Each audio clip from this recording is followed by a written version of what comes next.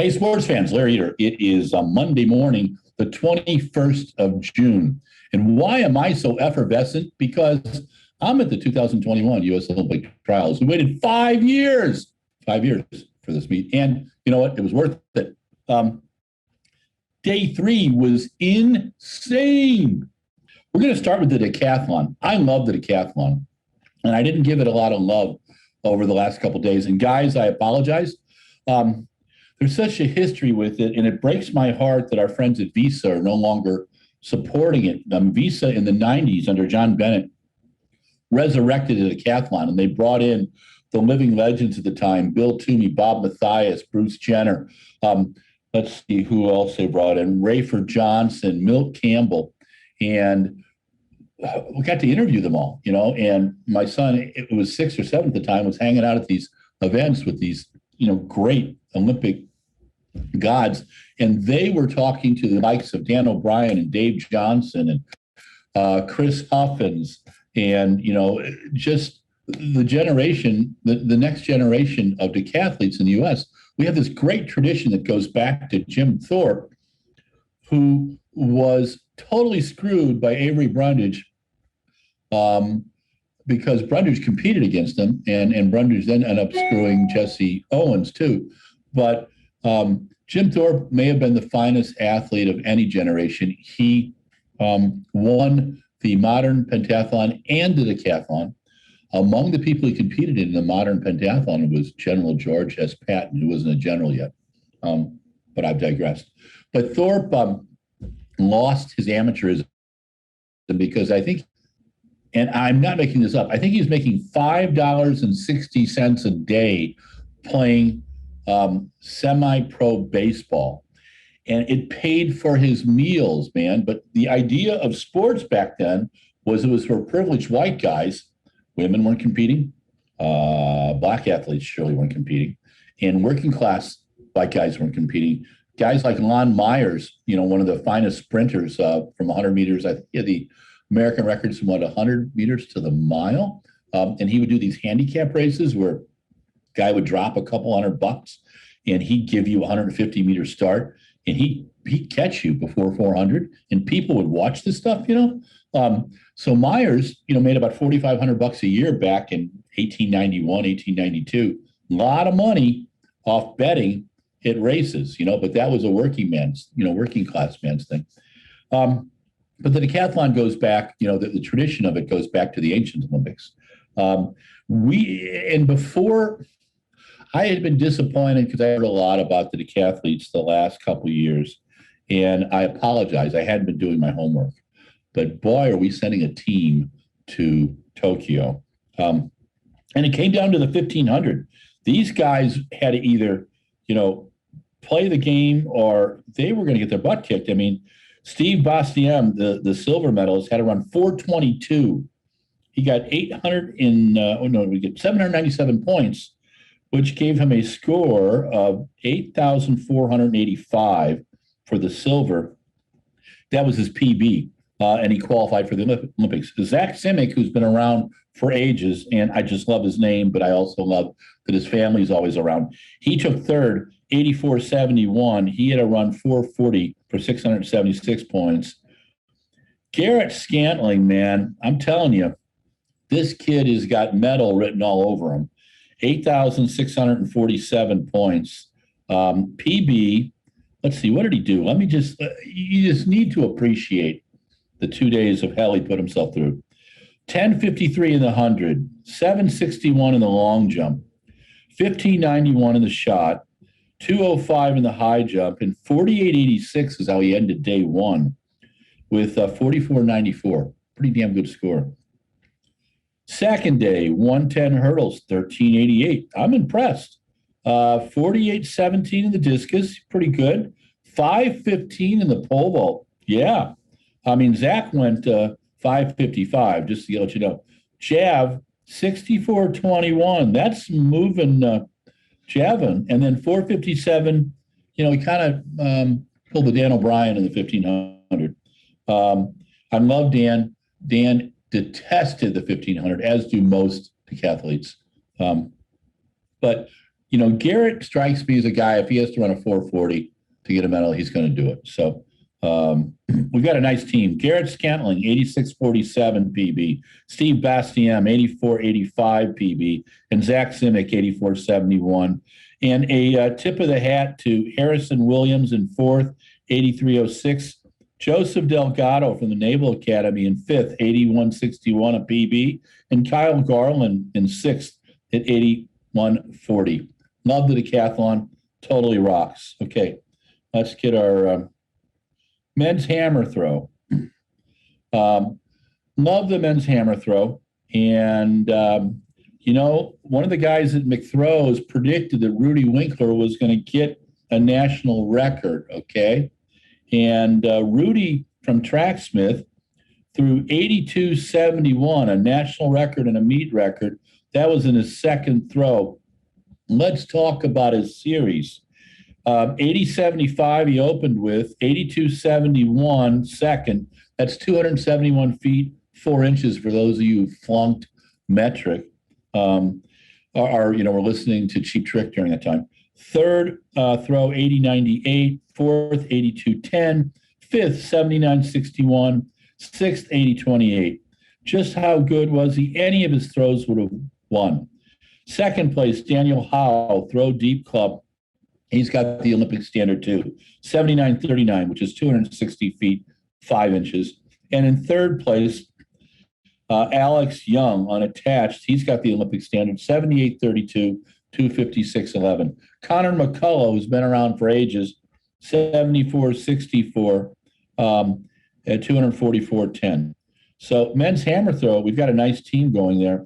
Rudy should be in the hunt, man. It'll be interesting to see. And then let's see, women's high jump. Well, since 2004, it's been Shantae Lowe and one Vashti Cunningham. And I've interviewed Vashti a couple times, talked to her about her fashion sense and her music and stuff. And, she did her thing. She's cleared 2 meters this season. She's got the Olympic standard. Let's see, what did she do? She cleared 187 first attempt, 190 first attempt, 193 first attempt, 196 first attempt. Passed at 199, made 3 attempts at 202. So she cleared 196.65. Anika McPherson, who's got some fierce tattoos and just a nice attitude, 193 seasonal best in second. Nicole Green, PB 193. Vashti's coached by her dad, Hall of Famer Randy Cunningham. I really would like to interview him, so I'm going to reach out through the internet world and see if I can talk to Coach Cunningham. I think they seem to have a very healthy relationship. I love the way Vashti analyzes stuff. She's very, very young. She's going to be around for a long time. I think she could be in the medal hunt. She's got to get over that 202, 204. Is she capable of it? Yeah. Does she have the mental strength to do it? Yes. And she has the focus too. And so Vashti, get over 202, 204, because then, I'll even go crazier about you. All right. Let's see what we got next. After the women's triple jump. And that was a battle. You really got to watch the triple jump, okay? President of World Athletics, Seb Coe, way back in 1996, was quoted in an article in Sports Illustrated as saying that the triple jump is the most destructive and difficult event for the human body. And that is true. And finally, after me whining for 20 years about getting better women athletes into the triple jump, we've got 3 women over 14 meters. Katura Orji, 14.52 meet record, which is 47.7 3/4. Tori Franklin, 14.36, 47.1 1/2. And Jasmine Moore, 14.15, 46.5 1/4. It's the way it happened, though. Katura was leading in the 5th round at 14.32, and Tori Franklin came back and took the lead with a 14.36. And then Katura had the last jump, last laugh, 14.52. Hats off to the Atlanta Track Club, a distance running club managed by, or presided over by Rich Kanah. They do the Peachtree Road Race, and good friends. And Couture is sponsored by Atlanta Track Club, and I want to just say that's pretty dang awesome. And it's great to see a club like that supporting track and field, because that's what the sport is. Tori Franklin, Nike, 14:36, the second. Jasmine Moore, third, 14:15. All three have the Olympic standard. We're getting a good team there. I think Couture or Tori could medal. They're going to have to deliver a 14:65 to 14:85 to medal in Tokyo. Because Yulimor Rojas, who did a 7:27 long jump when dated, is like at 15:15 right now. So just think about that, okay? And then there's a Spanish triple jumper and a Portuguese triple jumper. They are, it's going to be a battle, but we can really be in the fight, and that's totally cool. So after the women's triple jump, wow, yeah. Boy, are we going to have some fun stuff. Women's 400. Okay, so in the semis, I was watching Allison play with Kendall Ellis, and she made this little move with about 380 meters, and Kendall kind of tried to go by her, and Allison kept her stuff together. And in the final, Kenara Hayes, who we interviewed on Socialing the Distance, and who said during the interview she really hoped she made the Olympic team. Kenara and Wadaline Janathis were just battling, and Kendall Ellis. It was really, really tight. And then from the outside, from sixth place, Allison Felix moved up, taking over second, 50:02. Kenara Hayes, 49:78. Wadaline Janathis just got nipped by Allison in 50:03. Kendall Ellis was at 50:10. Kendall was running a fierce race. That 400 was tough, as Emlyn Whitney. Lynna Irby, 50:35 and sixth. I thought that she could make the team, but it's such a great 400 squad, and that 4x4 is going to be smoking. All right, men's 400. Now, this was a race. We lost LaShawn Merritt, the 2008 Olympic champion, in the semis. And the fact is that no one from the 2016 Olympic trials final made it into the 2021 Olympic trials final. Think about that for a minute. Think about the depth. It came down to Michael Norman and Michael Cherry.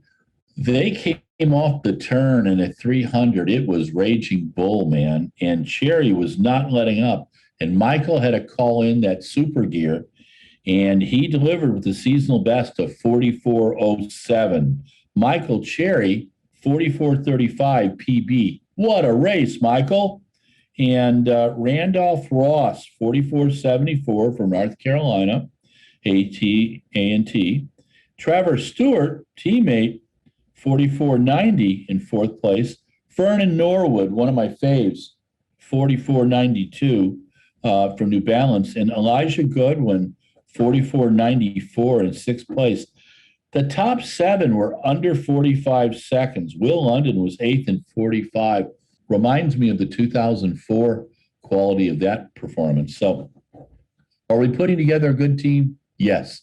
Our 4x4 team, smoking. All right. And then women's 100 hurdles. The women's 100 hurdles was like this. Kenny Harrison finished fourth in the trials in 16. Then she goes and sets the world record. She wins the world indoors in 2018. She gets a silver medal in 2019. She had an amazing amount of pressure on her, and she handled it well. 12:47 seasonal best. She ran her race. She executed well. It was a beautiful race. Brianna McNeil, who is under appeal right now, 12:51. Christina Clemens in third, 12:53. Gabby Cunningham in fourth, 12:53 and a personal best. Anna Cockrell in fifth, 12:58, and Tonea Marshall in sixth, 12:63. Seventh place, Peyton Chadwick, 12:66. Eight, Aaliyah Armstrong, 12:84. And nine, Tejrika Robinson, 12:99. Why do I give all of the finishers there? Because the women's 100-meter hurdles is the toughest event on the women's schedule. It's absolutely insane. Not only do you have to sprint, you have to hurdle. And the quality of American women hurdlers is frightening. If they all get it together, we could go 1, 2, 3. Interesting, huh? Okay. And then we've got the men's 100, the most anticipated race of the night. And pretty much most people thought that with Trayvon back, Trayvon was a double medalist in 16, got hurt in 17. I was with him in Manchester, England in 16, and he was starting to have some problems. But under Raina Ryder, Raina's the coach at Tumbleweed Track Club and coaches a lot of Puma athletes, and he's coaching Trayvon, who's a New Balance athlete. Raina started working with him last year and trying to get him healthy. And when you've had injuries, breaking the injury cycle is the toughest thing. A lot of athletes don't get past it. But Trayvon has this amazing sense of self, a sense of faith. He has the support of his sponsors. He has the support of his coach and his club, Tumbleweed Track Club. These guys, men and women, are really supportive and interesting and really a lot of fun. Trayvon ran 980 and pretty impressive. And our friend Peanut Harms won the Aggie pool in the stands, and he had predicted 980. So congrats to Peanut. In second place, Ronnie Baker. Ronnie's had some injury stuff. PB 985. So happy for Ronnie. We did a socialing the distance with him recently, and you should take a gander, take a listen to it too. And in third place, the man who surprised everybody just before the trials, he decided to do the 100 and the 200 instead of the 400. I think he could have made the 400 too. 986 PB in third place. In fourth, Kenny Bednarik. We'll see him back in the 200, 989 a PB. Fifth place, Mika Williams, 991 PB. Sixth place, Cravon Gillespie, 10 flat. Seventh place, Noah Lyles, 10:05. Noah has looked good in the 200. I just have been wondering where he's at in the 100. And the 200 is his event. Doing the 100, 200, I think, is an occasional thing for him. And in eighth place, Justin Gatlin, who Olympic champion, came back after a long break because of a doping issue. Really showed his stuff in 2019, 2017. And it looked like he was having a muscle problem in this. I picked him to make the team. And so Justin was in eighth place. But hats off to Trayvon Vermel. Wow, what a fantastic performance. I thought day three was just amazing. It was getting a little warm in the afternoon. The stadium's fantastic. Just so you know, there's no restrictions on tickets anymore, and there are tickets available. So drive your trailer up, take the Volkswagen bus, go stay in a McDonald's parking lot. I don't know. But get here and see a meet. This is the finest track meet, bar none, in the world. And many days it'll be better than the Olympics. And we've got some great days coming up. So please don't miss those days. This is Larry Reeder with RunBlogRun. This is the trials breakdown review of day three. If you like RunBlogRun, like us on Facebook, Instagram, and Twitter. If you love us, and heck, even if you just like us, subscribe on our YouTube channel. We get paid for eyeballs. And please stay safe. If you haven't been vaccinated, get vaccinated. It's not just about you. It's about everybody around you. Wear a mask inside. Just be careful. We're dealing with a strange time right now, okay? And be nice to people, okay? Be patient and be nice, if I can say anything else. All right. See you later.